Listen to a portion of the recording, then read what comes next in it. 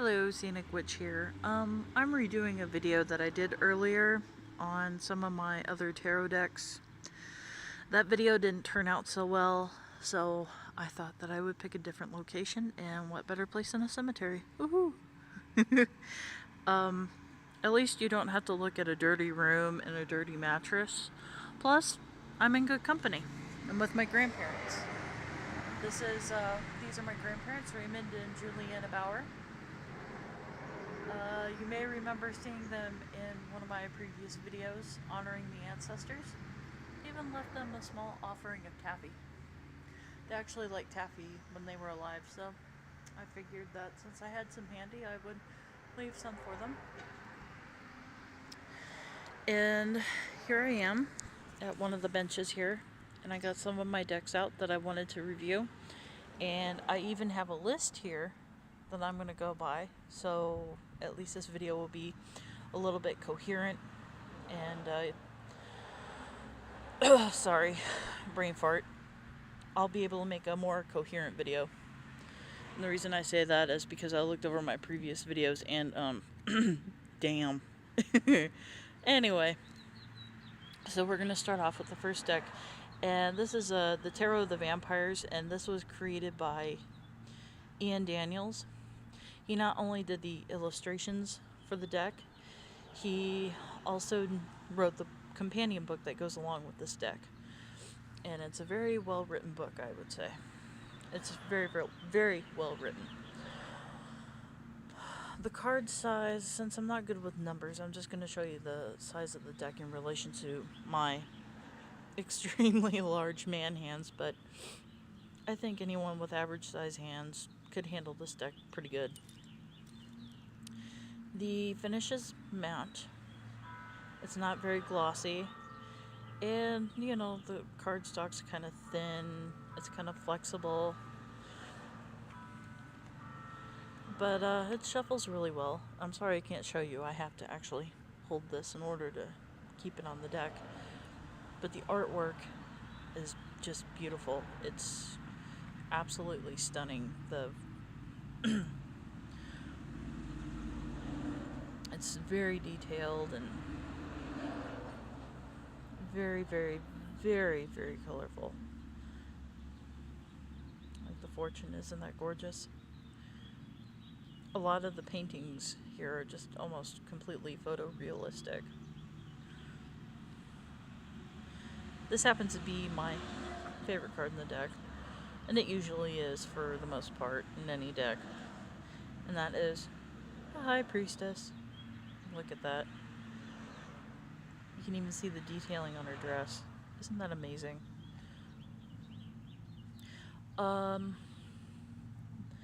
The court cards and the pip cards follow the Thoth tradition in the sense that they're kings and queens, prince and princesses. Like here we have a Queen of Knives, and we have a Prince of Scepters. Here's one of my other favorite cards here, the Emperor. Very nice. Some of the the artwork borders slightly on the cheesy, but it's a fun deck, and I do kind of consider it a quote-unquote dark deck. It reads really, really well, actually. I'm just able to glance at the imagery most of the time and get some sort of information.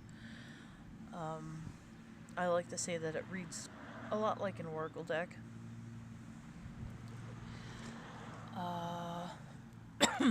Just a second. I use this one mostly for relationship readings, sometimes past life. You know, any tarot deck is good for any kind of reading that you want to do. I just find that whenever I want to do a relationship reading, I go to this deck. And oh, before I forget, I want you to look at the borders, especially the bottom, the title area. It looks like it's made of granite or some kind of stone. And I love the detailing and the scrolling and the little bit of blood splatter. It's awesome.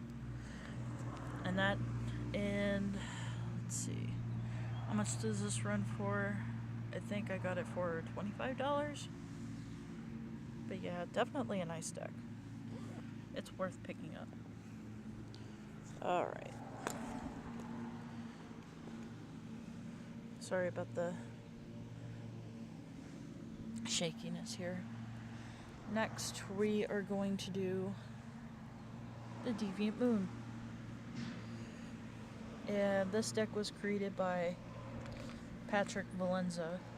And this is an amazing deck. You know, of all the computer-generated decks out there, I think this is by far the best. And by looking at it, you really wouldn't think it was mostly done on a computer. But it was. And the artwork is just mind-blowingly amazing. In relation to my hand here, they're fairly big. They're longer than they are wider, actually.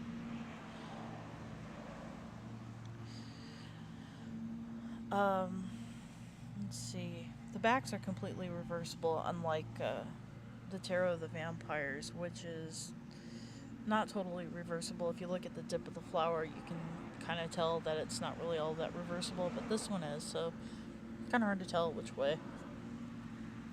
Cardstock is relatively thick, and it's very, very glossy. And I have to mention the backs. The backs are really attractive. It looks like it's made of marble, stone, or even kind of a leather. It's a real deep brown. And the cards are somewhat flexible. It's kind of a little bit cumbersome to shuffle, but not totally. And I'm going to go into the artwork. I'm going to read a little something on the title card here about the author, talking about his influences. Most of Patrick's creative influences come from non-traditional sources. The imagery for the Deviant Moon Tarot is derived from childhood visions seen through his imagination and carried into adulthood, particularly the cemeteries he enjoyed playing in as a child. Also incorporated in his artwork are the melancholy moonlit scenes of distant factory smokestacks, insane asylums, and abandoned buildings. So, what they're referring to is that a lot of, and from what I've read online, a lot of the work for the characters' clothing and the background, and some of the items that they used, a lot of those are digitally manipulated photos of tombstones, old buildings, and other various things like pipes and engine parts, you name it. But you wouldn't be able to tell looking at the artwork. And here's one of my favorite cards here, the Ace of Wands. What I really like is the faces, some of the half-moon faces. You have the waxing side, I call it the waxing side, with the eye open, and if you notice, the open eye kind of resembles the symbol for the sun, and then you have I think that represents the conscious, and then you have the dark side of the moon, which is kind of a bluer color with the eye shut, and that represents the subconscious side, or the subconscious, which I really like. And as you can see, the artwork is beautiful. It's so detailed. You got the Hanged Man, the Queen of Pentacles. Let's see if I can find some other cards in here. In the previous video, Ten of Cups. The Wish card. It's also a pretty card. There's a couple of cards I like in here, like the Devil card. And Temperance is also very pretty. Death is also amazing. How apropos, right? The setting that we're in. Let's see if I can find it. Also, if you notice, the different cards, like say for the cups or the wands, the cups people kind of look like fish or are dressed like fish, and the color scheme is kind of an aqua and purple and blue, and then and it has what was the border on that one? Oh, it's starting to rain. Shit. But like the cups, they have the blue border, kind of cups again. Swords, more of a kind of a foreign theme. Red border. Just a very, very pretty deck. I'm gonna hurry up and get this inside before it rains.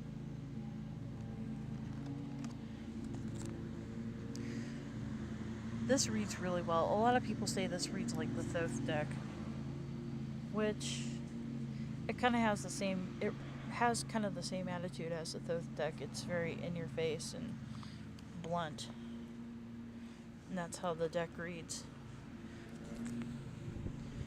But it has kind of that quirky. It's got a quirkiness about it. Hold on, just a second.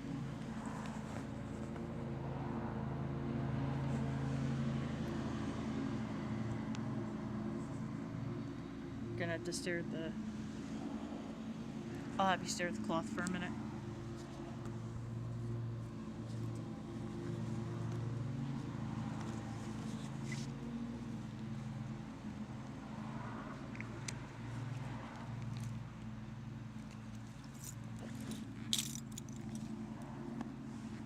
Okay. Next deck we have is the Halloween Tarot.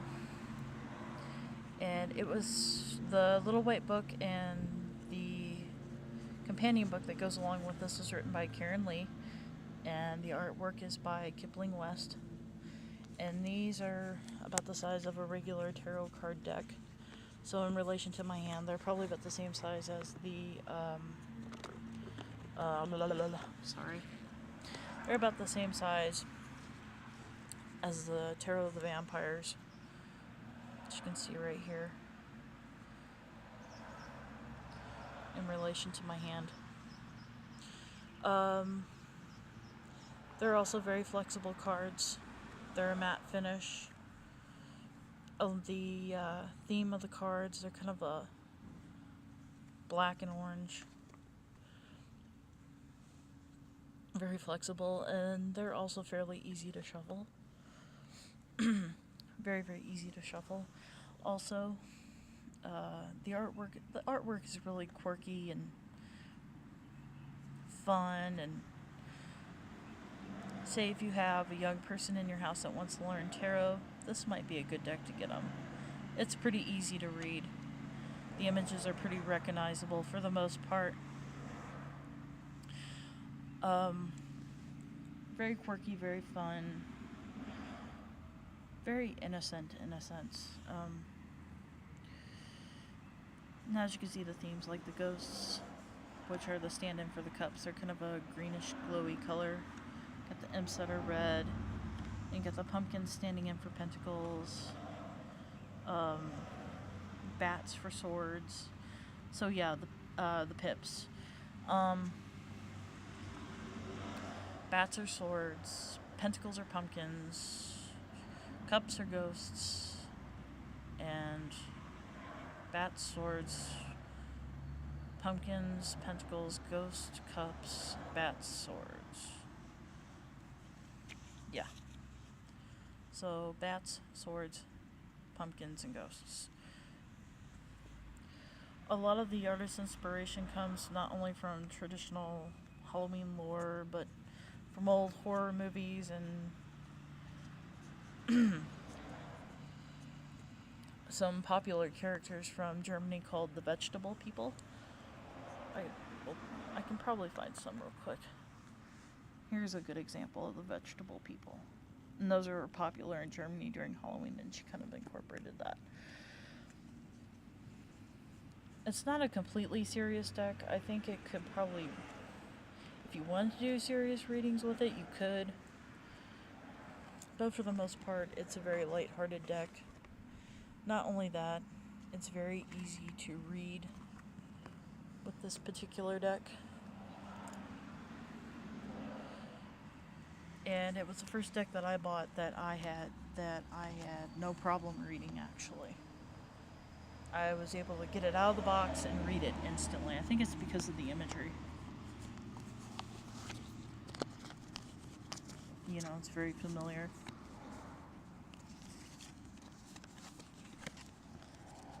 Sorry about that. You're gonna have to look at the edge of the box for a minute.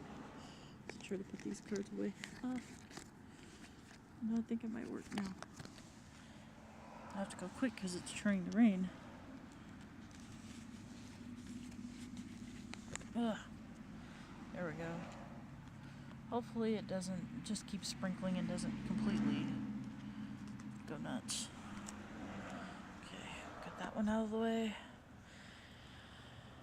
And last, but certainly not least, the Universal Weight Tarot deck.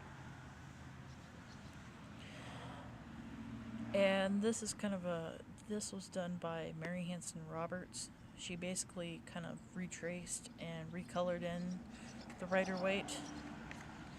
And I used to have the original Rider-Waite, but I didn't like it. I thought it was butt ugly. So I guess I lost it on purpose. I don't know. Oh, by the way, this is about $18 deck by itself, if I didn't say so earlier. And with the companion book, the set, it's $25 or $27. Sorry about that.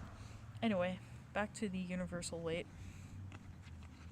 So if you're an absolute novice and you're looking for a decent deck to start with, or something to buy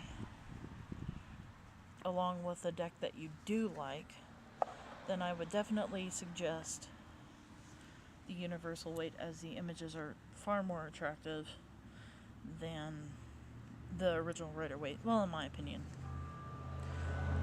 The cardstock is really thick, very flexible, very glossy.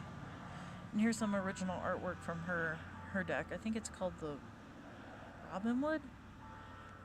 I'm not totally sure, don't quote me. If I'm wrong, just leave a message. These are some of the title cards. As you can tell, they're really nicely redone. You can actually read the expressions on the characters' faces. Everything's a lot clearer. A lot of the symbolism that you may have missed before, you can see in these cards. Oh, it's getting windy. And yes, I am in a Catholic cemetery, by the way. Page of Swords. So as you can tell, sorry, I'm stuttering. The imagery is a lot clearer, it's a lot crisper, the colors are more vibrant. Sorry about that. The camera on this stupid phone decided to cut out. So, here we go again. But like I was saying, if you're looking for a deck that you want to have on hand, that you want to learn with, in comparison to a deck that you like, this would be really good. Excellent for beginners. And like I said, you can see the expressions on the faces of the characters a lot better. The images are a lot cleaner. And it's just generally more attractive all around. So that's the Universal Weight. Alrighty. I'm gonna put this away. Anyhow, feel free to rate, comment, and subscribe, and I hope everybody is having a wonderful, wonderful day. And I will talk to you all later. Mwah. Bye.